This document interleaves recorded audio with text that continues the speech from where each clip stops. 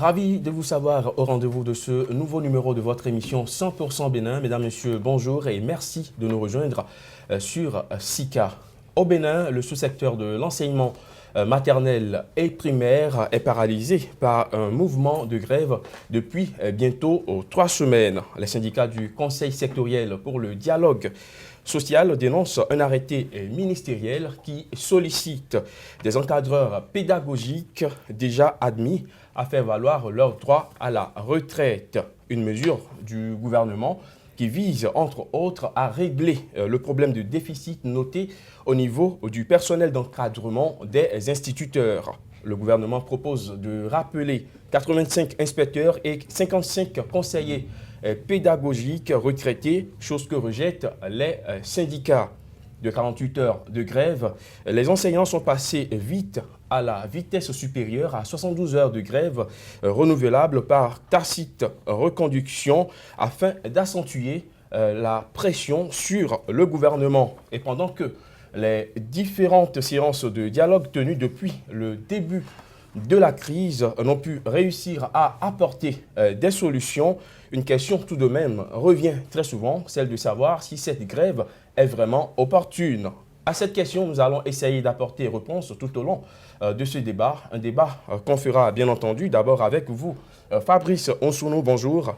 Bonjour, cher ami. Syndicaliste, vous êtes le 4e vice-président du Conseil sectoriel pour le dialogue social du ministère de l'enseignement maternel et primaire. Merci d'avoir accepté notre invitation. Le plaisir est partagé.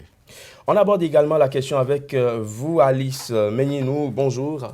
Bonjour, monsieur le journaliste. Vous êtes la directrice adjointe de cabinet au ministère de l'enseignement maternel et primaire au Bénin. Merci d'être sur ce plateau de 100% Bénin. 3e semaine de grève des enseignements des écoles maternelles et primaires. Fabrice Onsounou, qu'est-ce qui se passe concrètement dans ce sous-secteur? Merci, cher ami. Je crois que vous le constatez avec nous que depuis bientôt 3 semaines, les portes des classes des écoles sont restées fermées pour des raisons. La première, je crois, nous avons adressé, avant d'aller en grève, une lettre de protestation à notre ministre de tutelle, dénonçant d'abord la violation des libertés syndicales et en plus la prise de certains arrêtés et notes de services subséquentes instituant les régions pédagogiques et puis le rappel de certains conseillers pédagogiques et inspecteurs ayant fait déjà valoir leur droit à la retraite depuis plusieurs décennies. Je crois que c'est cela qui nous amène aujourd'hui dans, je ne vais pas dire bras de fer, mais dans ce débrayage que vous constatez. Je crois que cette lettre de protestation est partie le 9. Nous avons dit dans cette lettre, on a demandé au ministre de rapporter ses arrêtés et différentes notes. Nous avons dit si cela n'était pas fait, nous, avant d'aller même en grève, on appelle à une désobéissance totale, générale au niveau des militants. Deuxième mesure, nous nous retirons purement et simplement de ce bureau exécutif du Conseil sectoriel pour le dialogue social, qui est un bureau mixte, c'est-à-dire composé de l'administration et puis des partenaires sociaux que nous sommes. Je crois que le ministre a cru devoir nous faire appel le vendredi. Nous avons déposé la note un lundi. Le ministre nous a fait appel le vendredi. Nous avons estimé qu'il n'y a pas urgence, alors le ministre n'a pas vu l'urgence et la pertinence de ce que nous dénonçons.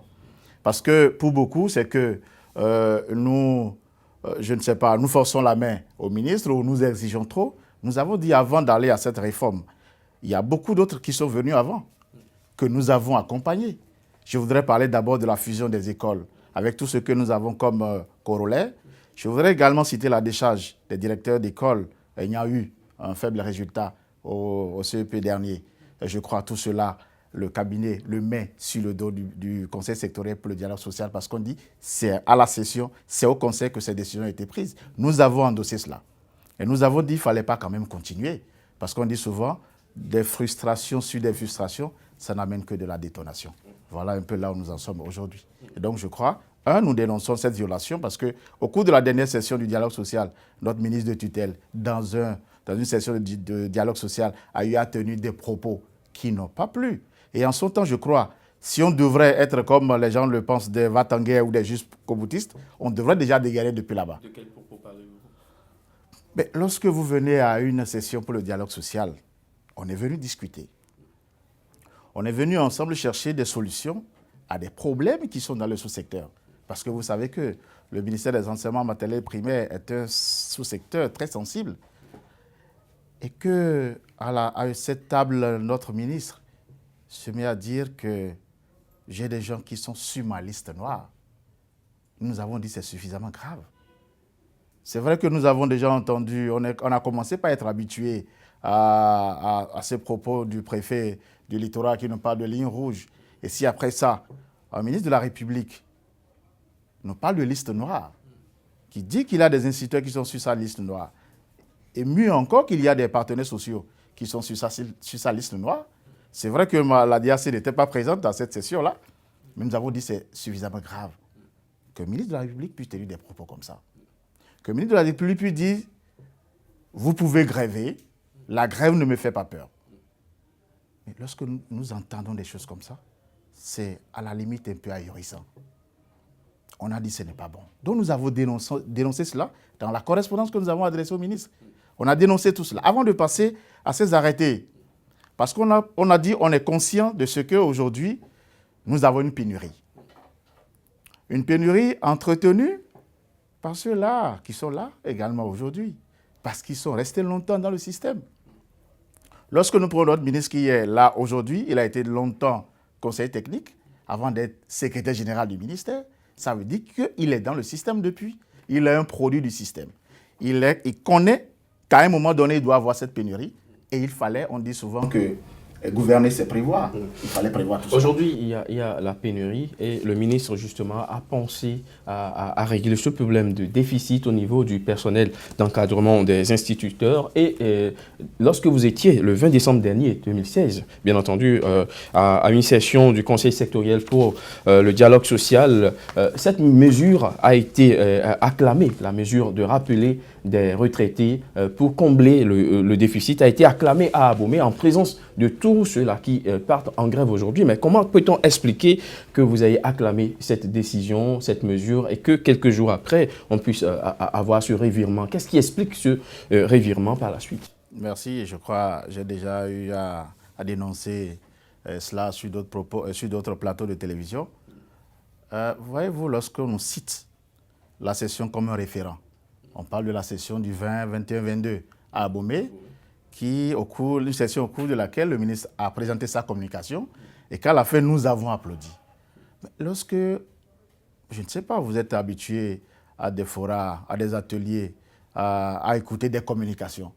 Lorsque quelqu'un présente une communication, naturellement, qu'est-ce que vous faites? Et vous applaudissez tout au moins pour l'encourager dans ce qu'il a fait. Est-ce que je vous en prie? Bon, d'accord, quand on n'est pas d'accord, on croise les bras.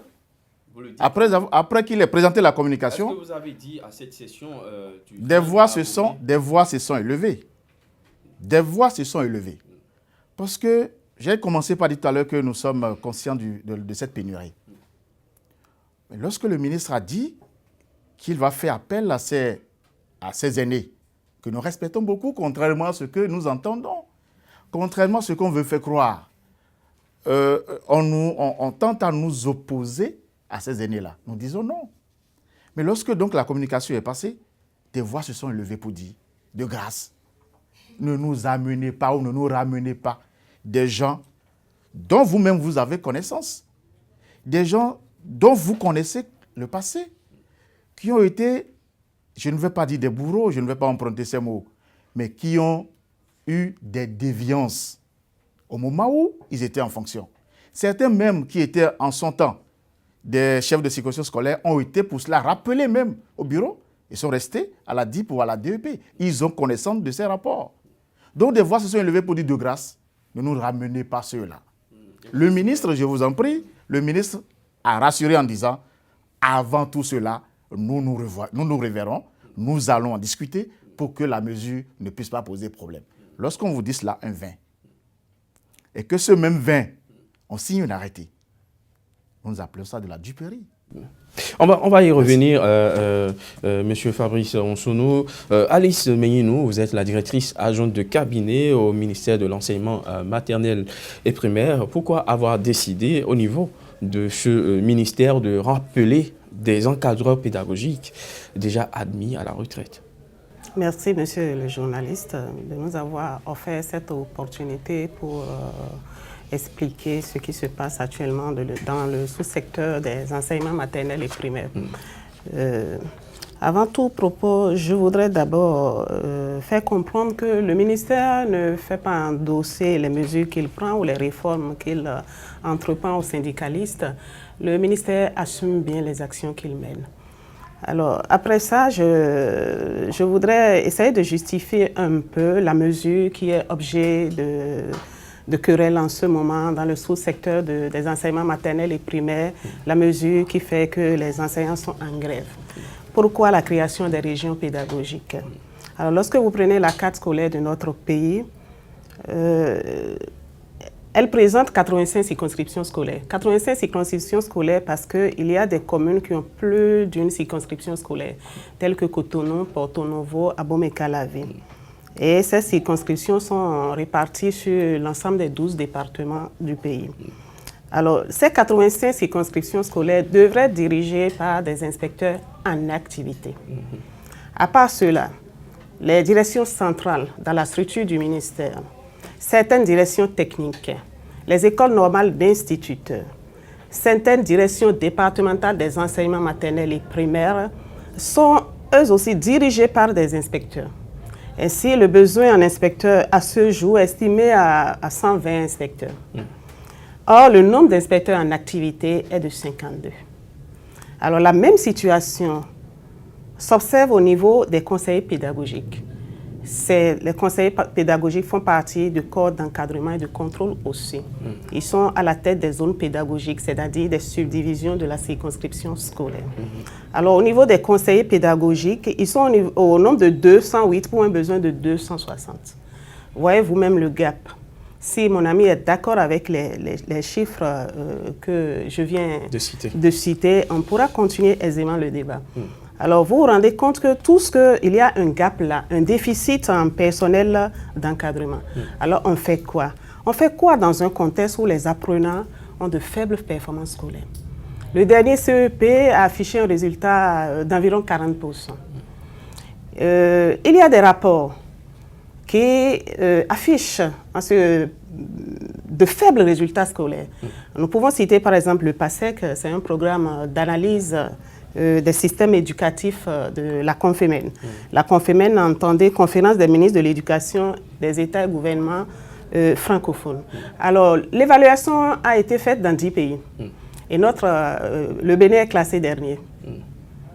Alors, dans ce contexte où nos enfants sont faibles, où les écoles, pour le dernier CEP, plus de 600 écoles ont affiché 0% de taux de succès au CEP.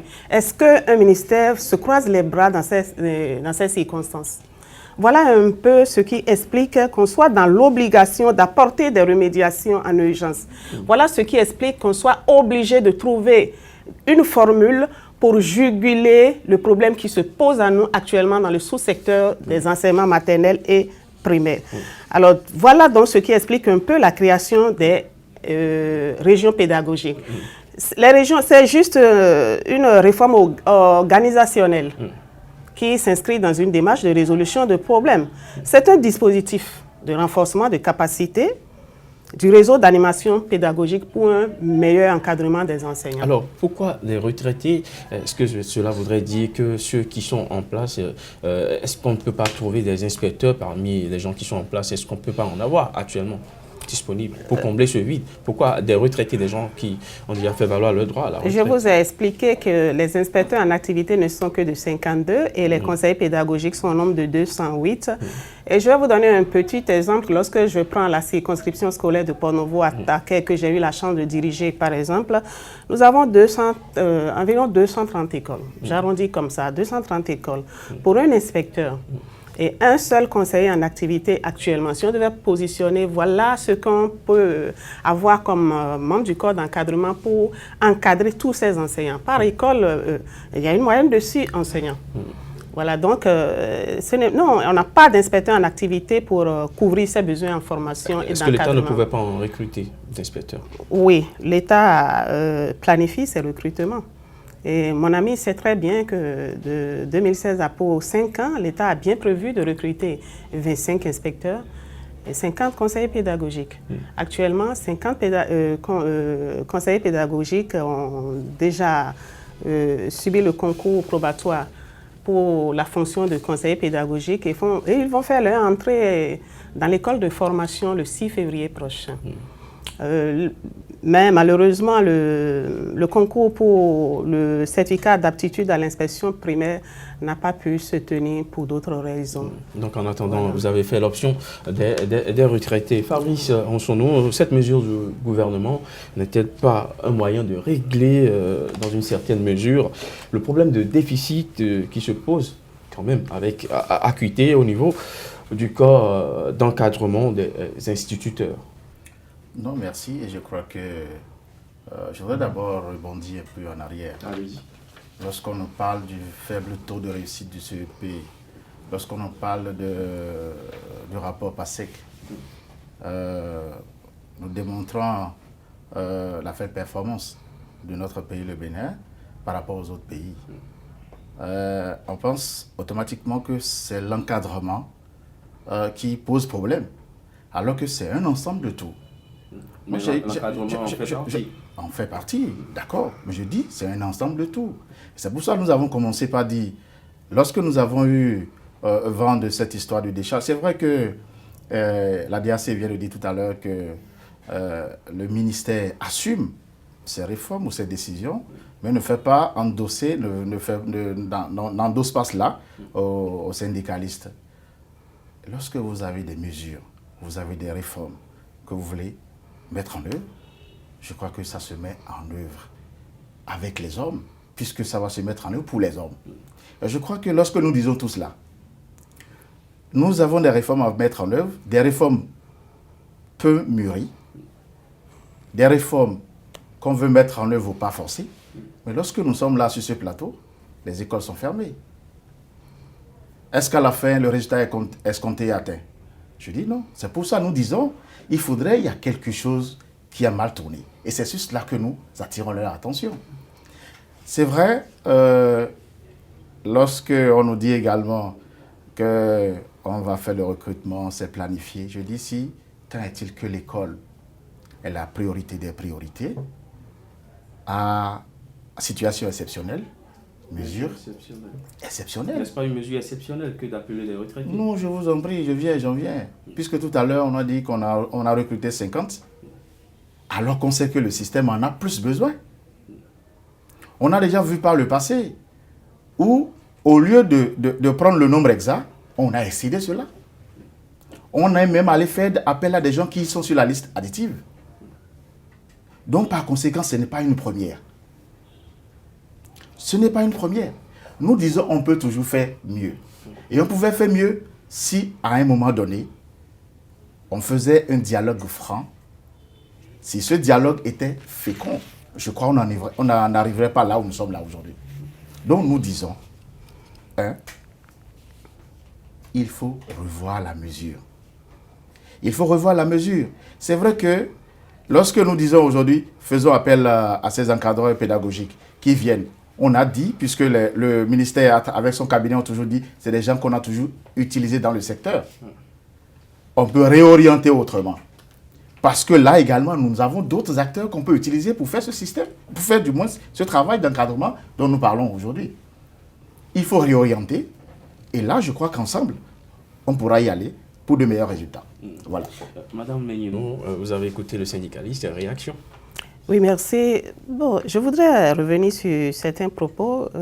Monsieur Onsono Fabrice Elle a parlé de réformes peu mûries, sans vraiment dire pourquoi ces réformes sont peu mûries. Et elle a dit qu'il fallait avoir un dialogue franc. Il a parlé de duperie, etc., etc. Alors, je voudrais savoir un peu le Conseil sectoriel pour le dialogue social qui s'est tenu du 19 au 22 décembre 2016 à Abomey a servi à quoi? Puisque c'est dans ce cadre que le ministre a présenté la réforme. Alors, lorsqu'on vous présente une mesure qui va être mise en œuvre, vous vous prononcez sur la mesure, vous faites des observations, vous dites les points sur lesquels vous êtes d'accord et les points qui vous posent problème. Si vous ne le dites pas dans ce cadre, quel est le cadre qui s'offre encore à vous pour le dire? Je n'ai pas compris, moi. Ensuite, des réformes peu mûries. Des réformes peu mûries, dans quel sens? La réforme a été bien pensée. La réforme a fait l'objet d'une communication qui a été introduite en Conseil des ministres, qu'il a approuvée le 28 septembre 2016 dernier. Alors, je ne sais pas en quoi la réforme est peu mûrie. Alors, il parle de duperie. Duperie dans quel sens? On vous a présenté la réforme. Le fait que le jour même où la réforme a été présentée, c'est le jour même où ça a été signé. Non. C'est à croire que l'avis du Conseil ne comptait pas, forcément. Non, ce n'est pas exactement cela, monsieur le journaliste. Là, il était au Conseil sectoriel pour le dialogue social. Le ministre a fait sa présentation. Alors, je crois qu'au thème d'une communication, les débats sont ouverts et ça veut dire qu'on a l'opportunité de dire tout ce qu'on a à dire avant la mise en œuvre de cette réforme-là. Les syndicalistes n'ont pas saisi cette opportunité. C'est seulement l'un d'eux qui a dit « nous sommes d'accord ». Je crois que c'est bien Métaïn. Si ce n'est pas ça, vous pouvez me démentir. Je ne connais pas exactement son prénom, mais je sais que c'est M. Métaïn, ce qu'on m'a rapporté, et qui a été rappelé au cours d'une séance que nous avons eue avec vous, je crois, le vendredi 13 janvier. C'est seulement M. Métaïn qui a dit « Monsieur le ministre, OK pour la mise en œuvre de la réforme, mais de grâce, ne nous ramenez pas des inspecteurs qui ont fait le malheur de certains à une certaine époque. » Et lui-même, il a dit la réponse. OK, nous nous reverrons pour régler les questions qui pourraient plomber la mise en œuvre de cette réforme. Ça là, est-ce que c'est une duperie, ça? Je ne sais pas. Finalement, est-ce que le ministre a revu les syndicalistes? Le ministre n'a pas eu le temps de revoir les syndicalistes. La réforme a été lancée le 5 janvier. Le 9 janvier, les syndicalistes ont envoyé une lettre de protestation au ministère, lui disant de rapporter les notes de service et les arrêtés, tous les actes administratifs qui ont été pris dans, pour la mise en œuvre de cette réforme. Je crois que la démarche qui aurait été normale quand on a vu des actes et qu'on n'est pas d'accord, c'est qu'on se rapproche de son ministre de tutelle pour dire mais nous avons vu des actes, mais nous avons des objections par rapport à leur contenu. Cela n'a pas été fait. En lieu et place, c'est une lettre de protestation qui a été envoyée assortie de mise en garde. Et la demande est qu'il faut rapporter systématiquement tous les actes. Et avant, je crois qu'ils ont donné un délai, ils demandent de rapporter tous les actes avant le 13. Mais avant le 13, le ministère a encore reçu un préavis de grève de 48 heures. Alors, la négociation est où? Et là, je voudrais rappeler ici le rôle du Conseil sectoriel pour le dialogue social. Je crois en lisant l'arrêté portant à organisation, attribution et fonctionnement du CST, j'ai lu dedans que le Conseil sectoriel pour le dialogue social est un organe institué pour prévenir et gérer les conflits. Alors, si c'est cela leur rôle, je ne crois pas que la première attitude soit d'envoyer une lettre de protestation et juste après d'adresser une motion de grève. Voilà un peu, monsieur le journaliste. Monsieur Roussono, vous avez écouté la directrice adjointe du cabinet du ministre. Ce qu'on reproche aussi quelque part au conseil sectoriel, c'est d'avoir mal enclenché ce mouvement de grève. Vous avez donné un ultimatum au ministre, l'ultimatum n'est pas arrivé à terme, vous avez envoyé une motion de grève que vous avez mis à exécution. Est-ce que cela ne viole pas les lois qui régissent le droit de grève en République du Bénin? À notre avis, non. À notre avis, non, à moins qu'il nous démontre que cela viole. Je voudrais dire avant, je suis heureux que la DRC puisse reconnaître que, contrairement à ce que le ministre a promis à Abomey, il ne l'a pas fait. La DRC vient de dire que le ministre n'a pas eu le temps pour qu'on puisse se retrouver afin de voir.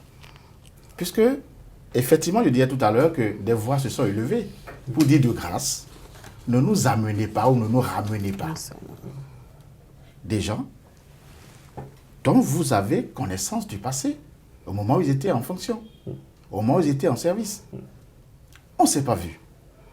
Nous avons adressé, c'est vrai, la DRC vient de nous dire que la mesure a été lancée le 5. Si tant est-il que c'est au conseil sectoriel qu'on a pris la décision. Mais nous, on ne sait même pas que la mesure a été lancée le 5. On l'a appris comme ça sur les réseaux sociaux que la mesure a été lancée à l'ennemi de Porte-Nouveau le 5. Ça voudrait dire que on se dit, bon, d'accord, on peut aller. Alors qu'elle reconnaît que c'est là-bas qu'on a posé le problème. Je parle de Duperry parce qu'on ne peut pas, à moins que la DRC me prouve le contraire, qu'on ne peut pas présenter une communication le 20 et que l'arrêté soit signé le 20. Ça voudrait dire qu'on nous a fait un peu une théâtralisation. Moi, j'appelle ça de façon désordonnée comme cela. Parce que je dis, si on nous présente une communication le 20 et que l'arrêté qui sort est signé le 20, ça voudrait dire que tout était dit après et qu'on est juste venu faire un simulacre de, je ne sais pas, de présentation du projet. Nous disons un projet peu mûri parce que eux-mêmes reconnaissent, puisque nous avons dénoncé des failles. Et il y a des notes de service qui sont déjà prises à l'endroit des écoles pour corriger un peu des dispositions de ces arrêtés. Parce que nous avons dit, nous comprenons mal que dans une région pédagogique, bon, c'est le nouveau vocable, dans une région pédagogique, qu'il y ait des conseillers pédagogiques en fonction, qu'il y ait des conseillers pédagogiques déjà partis à la retraite, qu'on appelle aujourd'hui, qu'on dénomme sur le vocable de encadreur pédagogique. L'un va rendre directement compte à la DIP, au ministère, et l'autre va rendre compte au CRP, donc au DEDAMP, etc., va suivre la voie hiérarchique. Nous disons, puisque le cabinet nous dit que les intéressés quittent leur maison, ils prennent les sacs, ils viennent dans l'école, ils vont directement dans la classe du collègue, ils finissent leur visite de classe ou visite d'école et ils repartent. Ça veut dire que le directeur même n'avait même pas droit de regard sur ce qui est fait. Alors qu'elle sait, puisqu'elle a été ma chef de circonscription scolaire, que le premier encadreur, l'encadreur de proximité de l'enseignant, c'est son directeur. Puisque c'est lui qui vise ses fiches, qui vise sa préparation, qui donne des conseils, qui vient je ne sais pas, si le besoin se fait sentir dans la classe pour remédier à des insuffisances. Alors, vous reprochez des failles à la mesure prise par le ministre de l'enseignement maternel et primaire, mais le point d'achoppement, c'est le rappel de ces retraités pour suppléer à ce déficit. Alors, dites-nous concrètement, qu'est-ce que vous reprochez à ces retraités? Parce qu'on a comme l'impression, à vous entendre, que ce n'est pas forcément la mesure prise par le ministre qui dérange, mais ce sont les personnes rappelées pour combler ce vide qui dérange. Non, je crois que dans la lettre de protestation qu'on a adressée au ministre et son cabinet, on a cité nommément des gens. On a cité nommément des gens. Et je crois qu'en son temps, puisque le ministre même avait promis qu'on se reverrait avant la mise en œuvre de cette mesure, il suffisait qu'on discute. C'est vrai, vous savez, le Sénégal, nous avons dénoncé. Ce n'est que dans le jeu de dialogue qu'on arrivera à trouver le juste milieu. Nous ne disons pas que c'est à nous de choisir ceux qui viendront encadrer. Nous ne disons pas que c'est à nous de choisir ceux qui viendront faire le contrôle. Nous ne fuyons pas non plus le contrôle. Mais nous disons, ceux-là que vous connaissez, qui ont eu affaire du rançonnement, on connaît ça, puisque les gens ont dénoncé, de l'harcèlement tout le temps, puisque ça a été dénoncé, des rapports existent. De quel type d'harcèlement? Je vous en prie. Je vous en prie. Donc, que cela de grâce, ne les ramenez pas. Parce qu'un encadrement se fait dans un climat apaisé. Lorsque vous voulez faire un encadrement et que, je ne sais pas, il y a ces genres d'idées à l'endroit de celui qui vient faire l'encadrement, je ne pense, vous allez venir dire ce que vous voulez dire, vous allez partir.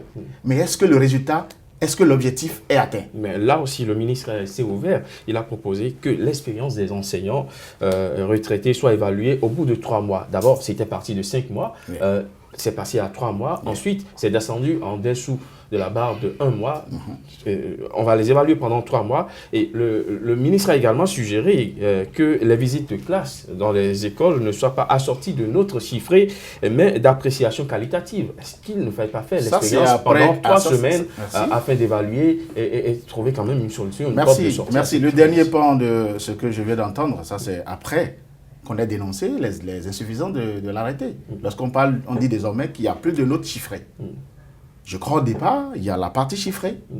Mais c'est parce que nous avons commencé suffisamment par attirer leur attention sur le fait que désormais, on a enlevé ça.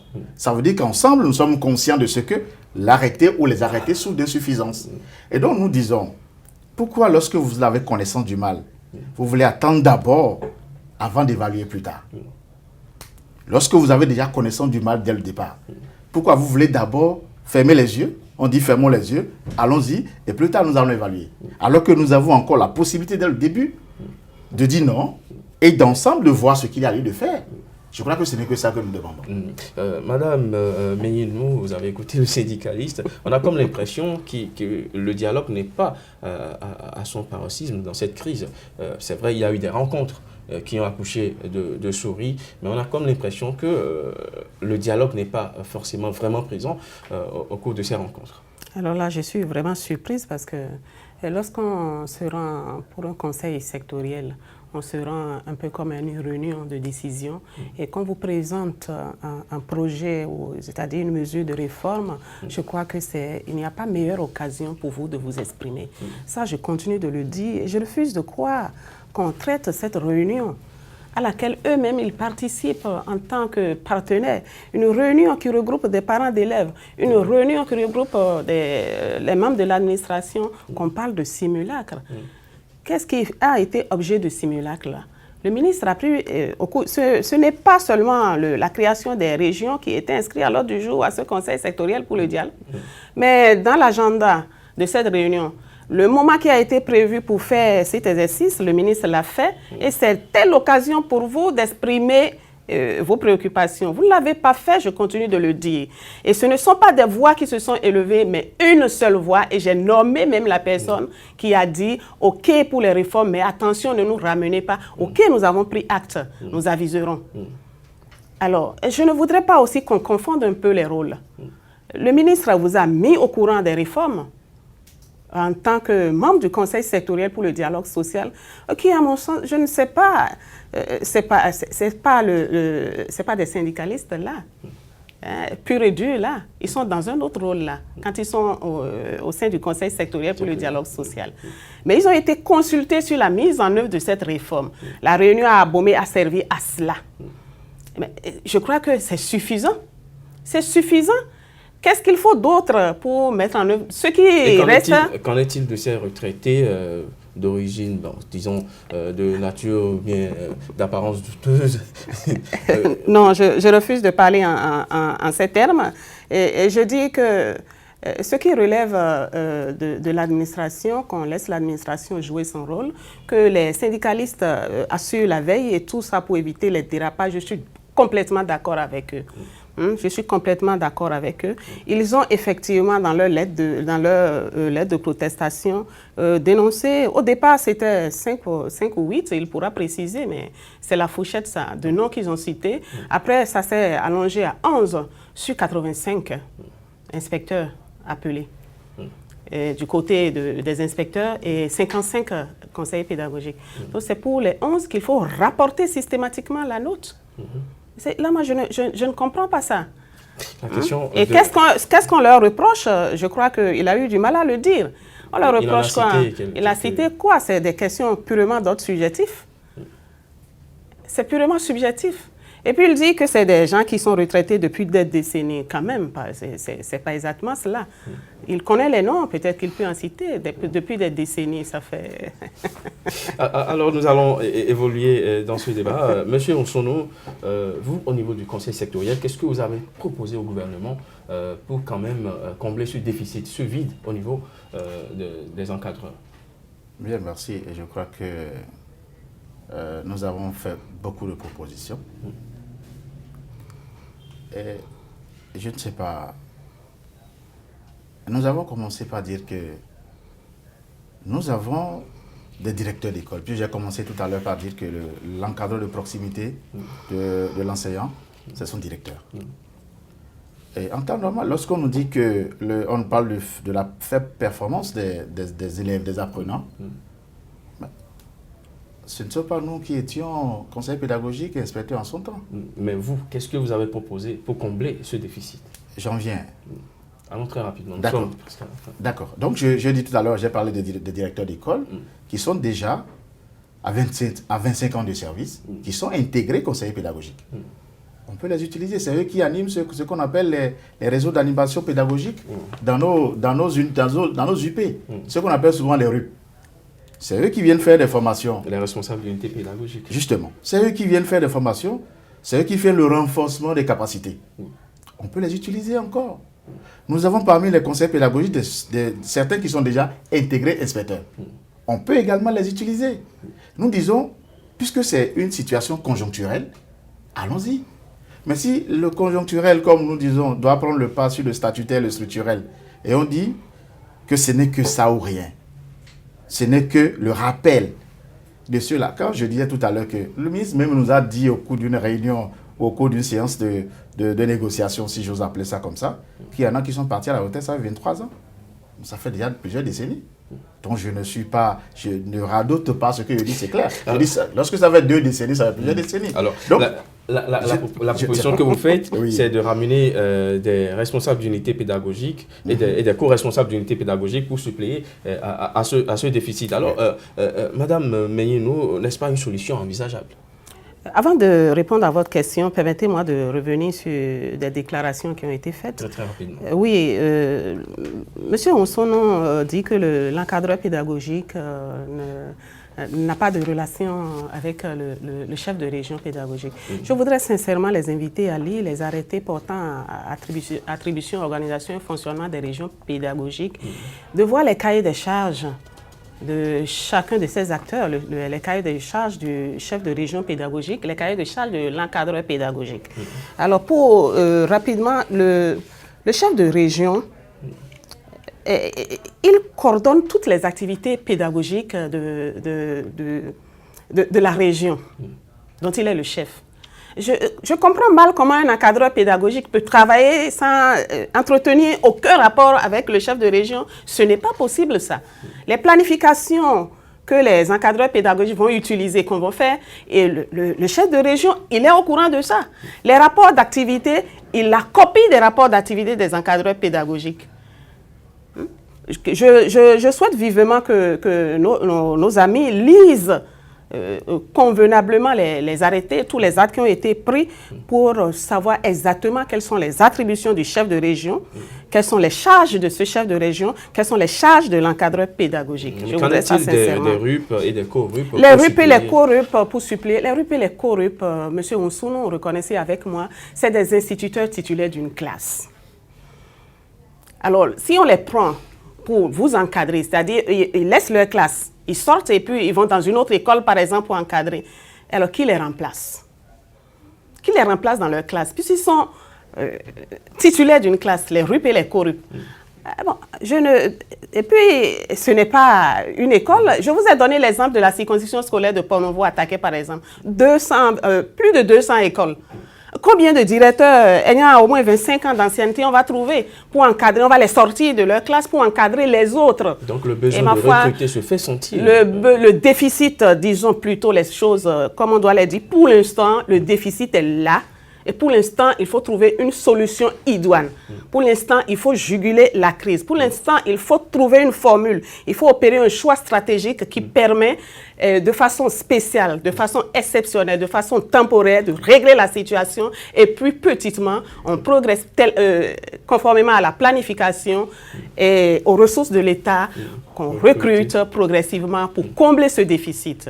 Et puis, je voudrais dire que les syndicalistes prennent aussi la peine de lire les noms des encadreurs qui ont été désignés par note de service, je vous en prie. Ce n'est même pas un arrêté, c'est par note de service.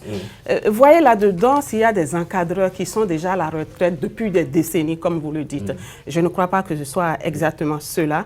Le ministre a effectivement parlé de gens qui sont à la retraite depuis 27 ans, mais il s'agissait d'une personne qui a été présidente de jury au cours d'un examen professionnel. Je voudrais rappeler que ces encadreurs pédagogiques, ces retraités que nos amis n'acceptent pas aujourd'hui, ce sont ces encadreurs qui assurent leur formation, quand c'est des formations de grands groupes, ce sont ces encadreurs qui les forment dans les écoles de formation, ce sont ces encadreurs qui font partie, qui président les jurys pour leurs examens professionnels. L'année dernière, les examens professionnels se sont déroulés pendant 4 mois, du mois d'avril au mois de juillet. Et ces retraités, tous les jours, ont été présidents, pour la plupart, ont été présidents des jurys de façon soutenue. Et pour faire un examen, 4 heures à 6 heures par examen, ils ont tenu. C'est une épreuve plus éprouvante même que l'encadrement pédagogique. Pourtant, ils ont tenu et ils ont fait ces encadrements. Alors, je ne sais pas en quoi ils sont carents maintenant pour ne pas assurer l'encadrement pédagogique. On a besoin de pour les examens professionnels, on a besoin d'eux pour les encadrements, on a besoin d'eux, mais on refuse leur présence, leur accompagnement dans les salles de classe. Alors, il y a une petite chose que je voudrais ajouter aussi. Je ne voudrais pas qu'on fasse des amalgames. C'est le bulletin d'inspection. Lorsque l'inspecteur va dans une classe, il y a un bulletin d'inspection et en dessous, il y a une partie pour mettre une note chiffrée. Ce n'est pas l'arrêté, c'est le rapport d'inspection. Et c'est au sujet de ce rapport d'inspection qu'au cours des négociations avec eux, le ministre leur a dit « Ok, si vous avez des appréhensions, on fera en sorte que les encadreurs pédagogiques ne portent pas de notes chiffrées.